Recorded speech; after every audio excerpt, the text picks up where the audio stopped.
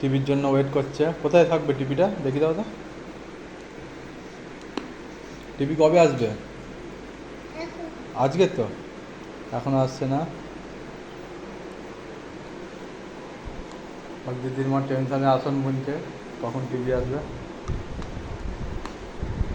Flipkart থেকে phone করেছে,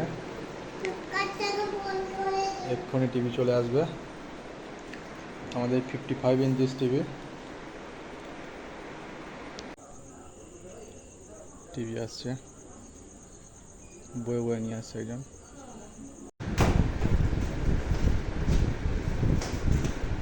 TV এসে গেছে।